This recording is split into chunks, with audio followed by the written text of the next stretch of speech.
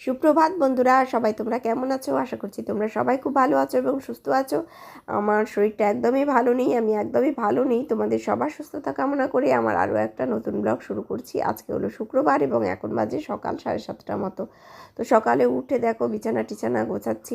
আর আগের ব্লগে তোমাদের বলেছিলাম যে আর ব্লগ ভিডিও শ্যুট করতে ইচ্ছে করছে না, ভিডিও করতে ইচ্ছে করছে না। তো সকলেই বোঝালো, সকলেই বলছে যে কেন ভিডিও বন্ধ করে দিবি, লোকের কথাতে কিছু এসে যায় না। তো সেটা তো ঠিকই, লোকের কথাতে কিছু এসে যায় না। আসলে আমারই ভালো লাগছিল না, মনটা ভেঙে গেছিলো, খারাপ লাগছিল। তো যার জন্য ভাবছিলাম যে ভিডিও আর করব না। কারো কথাতে সত্যি কথা বলতে কিছুই এসে যায় না। লোকজন অনেক রকমই কথা বলে, অনেক রকমই কথা বলবে, লোকজনের কাজই তাই। তো আমার ইচ্ছেটাই নষ্ট হয়ে গিয়েছিল। তো ভাবলাম নিজের সাথে অনেক বোঝালাম নিজেকে, অনেক মনের সাথে অনেক লড়াই করে তো ভাবলাম যে না, কেন বন্ধ করব।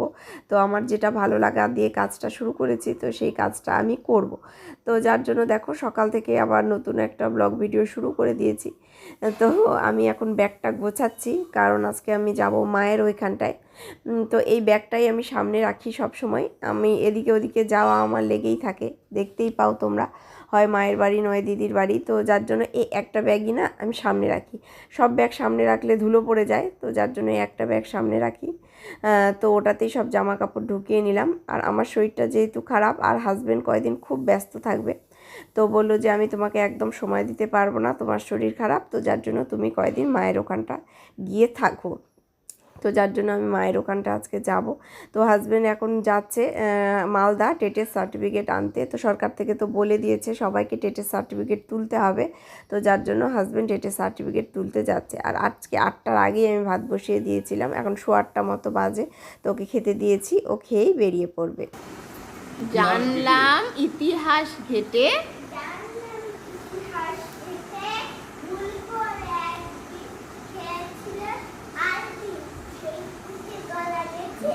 বাহ, হাততালি জোরে জোরে দাও, ক্ল্যাপ ক্ল্যাপ ক্ল্যাপ। এই যে দেখো হাজব্যান্ড এখন বেরিয়ে পড়ছে। তো এখন মালদার উদ্দেশ্যে বেরিয়ে যাচ্ছে। আর আমি যে ব্যাগ দুটো নিয়ে যাব মায়ের ওখানে, তো বলল যে আমি যাওয়ার পথে ব্যাগ দুটো মায়ের বাড়িতে নামিয়ে দেব, তাহলে তোমাকে আর কষ্ট করে ব্যাগগুলো বয়ে নিয়ে যেতে হবে না। তো এই একটাই ব্যাগ আর ছোটো একটা ব্যাগে কিছু পরিমাণে আম নিয়েছি, মানে আমার গাছের আম মাকে দেওয়ার জন্য। তো ও দুটো ব্যাগ নিয়ে চলে গেল। আর আমি যাব একটু পরে মেয়েকে স্কুলে দিয়ে, তারপরে আমি কিন্তু মায়ের ওইখানটায় যাব। মেয়েকে স্কুলে দেব, তারপর আমি একটু খাবো, খেয়ে দিয়ে যাব। আর মাছ এনেছে দেখো, কাজের দিদি সবে মাছগুলো ধুচ্ছে। তো এগুলোকেও সব ঠিকঠাক করে রাখতে হবে, তারপরে তো যাওয়া। মানে আমার যাওয়া বললেই যাওয়া, ছট করে বেরিয়ে যেতে পারি না। মানে অনেক কাজ থাকে, সব কিছু গুছিয়ে, যেহেতু কয়েকদিনের জন্য যাব, গুছিয়ে টুছিয়ে রেখে যাব। আর মাথা ব্যথা যেহেতু কমছেই না, তো তার জন্য দেখো আবারও সকাল সকাল ভেপার নিতে বসে গেছি। সকালে যেহেতু আজকে রান্নাবাড়ির তারা মানে ঝামেলাটা নেই, তো যার জন্য সকালবেলায় একটু ভেপার নিলাম।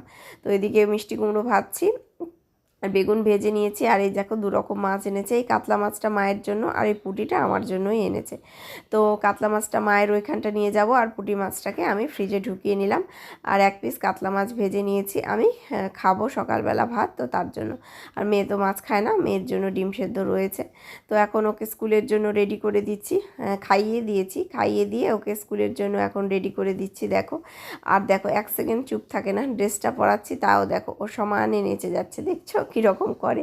আর নাচ করতে আমার মেয়ে এতই ভালোবাসে যে কি বলবো। আর নাচ সহ অ্যাক্টিং, ওর এক্সপ্রেশন, ওর অ্যাক্টিং যদি তোমাদেরকে দেখাতে পারতাম তাহলে ভীষণ ভালো হতো। ও ভিডিও করতে দেয় না, লজ্জা পায়, ভিডিও করলে কেউ দেখলে ভীষণই লজ্জা পায়। কিন্তু ও যখন নিজে নিজে করে না, আমি আড়াল থেকে চুপ চুপ করে দেখি। মানে তোমরা দেখলে হয়তো অবাক হয়ে যাবে, তোমার মানে এত অ্যাক্টিং, আমি মা বলে বলছি না, ওর মানে এক্সপ্রেশন, ওর বয়স হিসাবে ওর ম্যাচুরিটি অনেক বেশি, অনেক বেশি। আমরা তো সকলে দেখে অবাক হয়ে যাই, মাকেও দিদিকেও কখনো কখনো চুপ করে ভিডিও করে হয়তো দেখিয়েছি। বিশাল ওর ম্যাচুরিটি এবং খুবই পাকা আমার মেয়ে। তো বেরোলাম, চলো দেখি টোটো পাই নাকি। চোখ মুখের অবস্থা দেখে বুঝতে পারছো শরীরটা আমার খারাপ।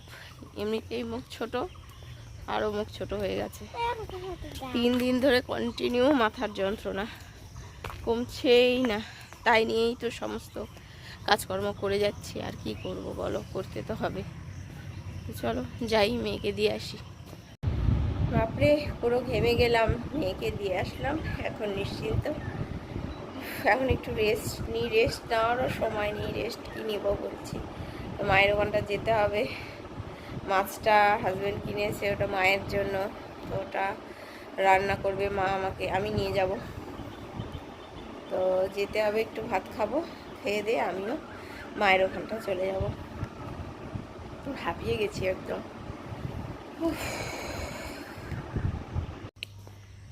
দু চার গাছ ভাত খেলাম, ভাত খেয়ে এখন বেরোলাম মায়ের বাড়ি যাওয়ার জন্য।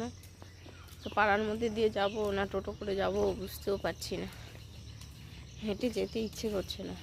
তো দেখি এখানে টোটো পাই নাকি, টোটো পেলে টোটো করেই যাব। তো আসলাম মায়ের এখানে, এসেই শুয়ে পড়েছি, দেখ আর ভালো লাগছে না, এত গরম। তো টোটো পেয়েছিলাম, টোটো করেই আসলাম, এসে এখন শুয়ে পড়েছি। তো একটু রেস্ট নিই। কালকে সারাটা রাত ঘুমাই, এত মাথার যন্ত্রণা, সারাটা রাত জেগে কাটিয়েছি, ভালো লাগছে না, কিছু ভালো লাগছে না। আমাদের গাছের যে কাঁঠালগুলো আগে তোমাদের ভিডিও করে দেখিয়েছিলাম, তো দেখো দুটো কাঁঠাল পেড়ে রেখেছে। আমরা তো কেউ কাঁঠাল খাই না, এই কাঁঠালগুলো সমস্ত আমার যে দাদাটা কাজ করে দেখিয়েছিলাম, তো ওই দাদাটাই নিয়ে যায় সমস্ত, তো ওই দাদাটাই খায়। আমাদের শুধু কাঁঠালের বীজ খেতে ভালোবাসি, দু একটা কাঁঠাল রাখা হয়, হয়তো বীজ বের করে যাদের গরু আছে তাদেরকে হয়তো দিয়ে দেওয়া হয়, এরকম করা হয়। বিচিটা খেতে ভালো লাগে। আর বিক্রি তো কাঁঠাল হয়ই না, যেহেতু দাম একদমই পাওয়া যায় না, তো যার জন্য আর করেই বা দেবে কে। তো ওই দাদাটাই নিয়ে যায় পেরে টেরে, খাওয়া দাওয়া বিক্রি যদি করতে পারে, তো ওই দাদাটাই সমস্ত কিছু কিন্তু করে থাকে। তো দেখো আমি এখন একটু আলু কেটে দিচ্ছি, মা একটু আলু ভাজবে। আজকে ডাল করেছে মেয়ের জন্য, মেয়ে তো মাছ খাবে না, আমাদের তো কাতলা মাছের ঝোল করছেই, কিন্তু মেয়ে যেহেতু মাছ খাবে না, মেয়ের জন্য মা আবার ডাল করেছে। তো মা নিচে বসে তো কাটা খুবই কষ্ট, তো একার তরকারি তাও টুকটুক করে মা কাটে। তো আমি যখন এসেছি, তো দেখো একটু আলু ভাজা কেটে দিচ্ছি। কত তেল দিব, মাথায় তেল দিতে দিতে মাথার অবস্থা একদম চ্যাপচ্যাপে, মাথায় তেল দিতে দিতে দিতে দিতে তাও মাথা ব্যথা কমে না, তেল দিয়েই যাচ্ছি দিয়েই যাচ্ছি দিয়েই যাচ্ছি। তো এখন যাবো স্নান করতে, এখন বাজে 12:30। স্নান করে মেয়েকে আনতে পারলে নিশ্চিন্ত।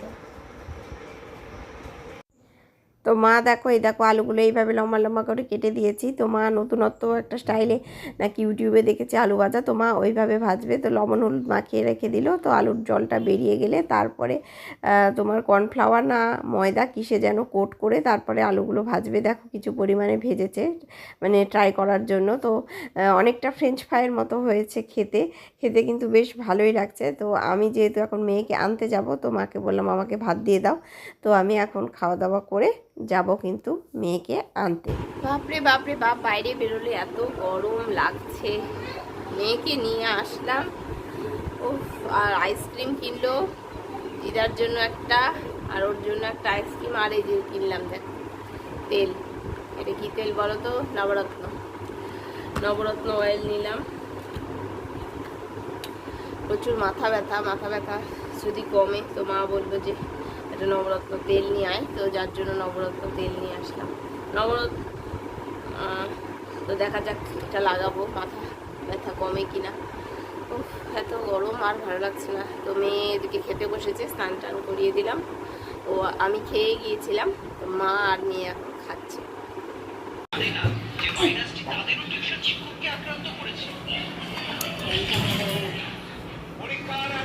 কেমন লাগছে মিনি, দিদার ডালটা ভালো?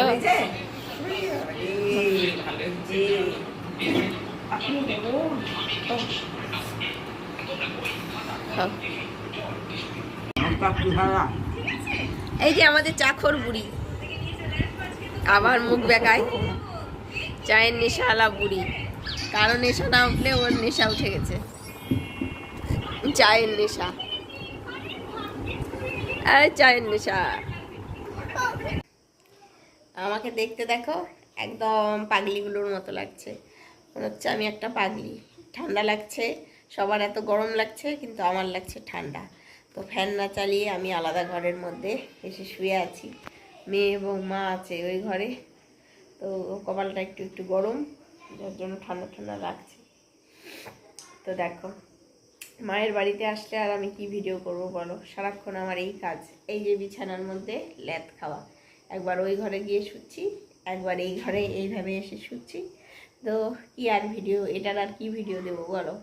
এইভাবে এইভাবে এইভাবে শুয়ে থাকার শুধু ভিডিও দিতে হবে তাহলে। তো যার জন্য কিছু তোমাদের সাথে শেয়ারও করতে পারছি না। দেখো চোখগুলো একদম বসে গেছে, কালো হয়ে গেছে চোখের নিচগুলো, মনে হয় আর বাঁচবো না।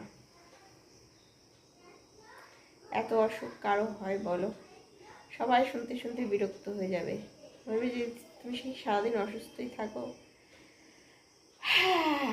কি আর করবো বলো, ভগবান সবাইকে সমান দেয় না, সব দিক থেকে সবাইকে সুখী করে না। শরীরের দিক থেকে আমাকে শান্তি দিল না, শান্তি পেলামও না। আর কি করব? তো চলো, তোমরা ওই ল্যাদ খাওয়া ব্লগটাই দেখতে থাকো, পাশে থাকো। তো দেখতেই পেলে ওই ঘরে একবার এসে শুয়ে আছি, তো আবার একবার এই ঘরে এসে শুয়ে পড়েছি, মাটির ঘরে। তো ফ্যান চলছে, তো আমার ঠান্ডা লাগছে, তো যার জন্য দেখো ঢাকা নিয়ে আছি। আর তোমাদের সাথে এমনি একটু মজা করছিলাম। তো আমার যেটা কাজ একবার বললামই, এই ঘরে একবার শুয়ে থাকা, একবার এই ঘরে শুয়ে থাকা। মায়ের এখানে আসলে এটাই কাজ। মাঝে মাঝে বোরিং লেগে যায়, কাজ থাকে না সেরকম কিছু। তো যাই হোক, আর শরীরটাও ভালো নেই যে সব কাজগুলো সারবো, যখন ভালো লাগে তখন করি।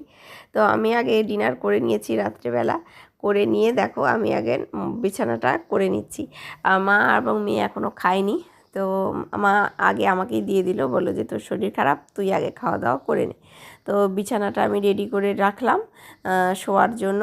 আর তারপরে দেখো আমার তো দুটো ওষুধ থাকেই রাত্রেবেলা, তোমাদেরকে আগেও দেখিয়েছি। তো এই যে দুটো ওষুধ আমি এখন খেয়ে নেব রাত্রের মতো, তাহলে আমার মানে আরও একটা দিন শেষ হলো বলতে পারো। তো এই দুটো ওষুধ খেয়ে নিই। আর এই দেখো দিদা নাতনি সবাই খাওয়া দাওয়া করছে। তো ওরা খাওয়া দাওয়া করলে তারপরে টেবিল পরিষ্কার করে কিন্তু শোয়া হবে। তো শোয়ার লাস্টে আজকে দিনে মোট 3বার মাথায় তেল পড়েছে আমার, 3 থেকে 4বার বোধহয় হবে। তো লাস্ট এটা নবরত্নটা শোয়ার আগে মা দিতে বললো, যাতে একটু ঘুম আসে। 3 রাত থেকে ঘুম হয়নি আমার ভালো, যার জন্য রাত্রে শোয়ার আগে মা নবরত্ন তেলটা দিয়ে দিচ্ছে। তো আজকের ব্লগটা এখানেই শেষ করছি, সবাই ভালো থেকো, টাটা।